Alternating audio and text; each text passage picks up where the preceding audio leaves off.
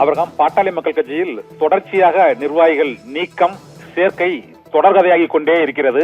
அந்த கட்சியின் முக்கிய மூத்த வழக்கறிஞர் சமூக நீதி பேரவையின் தலைவராக இருந்த பாலு நேற்று நீக்கப்படுவதாக டாக்டர் ராமதாஸ் அறிவித்திருந்தார். இன்று பாட்டாளி மக்கள் கட்சியின் அன்புமணி ராமதாஸ் ஒரு சிறப்பு செயற்குழு கூட்டத்தை கூட்டி ஒரு தீர்மானத்தை நிறைவேற்றி மீண்டும் சமூக நீதி பேரவையின் தலைவராக வழக்கறிஞர் பாலு தொடர்வார் என்று தீர்மானம் நிறைவேற்றப்பட்டிருக்கிறது. ஒரு 49 மாவட்ட செயலாளர்களை இதுவரை டாக்டர் ராமதாஸ் நீக்கி இருக்கிறார். அவர்களில் பெரும்பாலானவர்களை மீண்டும் அன்புமணி ராமதாஸ் சேர்த்திருக்கிறார் மீண்டும் கட்சியில். இதனால் தைலாபுரம் தோட்டத்திலும் பனையூரில் இருந்தும் தொடர்ந்து அறிவிப்புகள் வெளியாகி கொண்டே இருக்கின்றன. அறிவிப்புகள் குவிந்து கொண்டே இருக்கக்கூடிய சூழ்நிலையில் இன்றைய நிலவரப்படி பாட்டாளி மக்கள் கட்சியில் ஒரு 19 மாவட்ட செயலாளர்களை டாக்டர் ராமதாஸ் நீக்கி இருக்கிறார். அவர் நீக்கியவர்களில் முக்கியமானவர்களை சிறப்பு செயற்குழு தீர்மானம் மூலமாக அன்புமணி ராமதாஸ் சேர்த்திருக்கிறார்.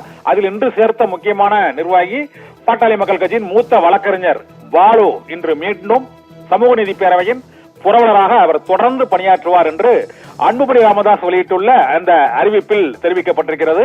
இதன் தொடர்ச்சியாக நாளை டாக்டர் ராமதாஸ் வியாழக்கிழமை அவர் தைலாபுரம் தோட்டத்தில் நடைபெறக்கூடிய அந்த செய்தியாளர் சந்திப்பில் என்ன அறிவிப்பை வெளியிடப் போகிறார் என்ற எதிர்பார்ப்பு எழுந்திருக்கிறது.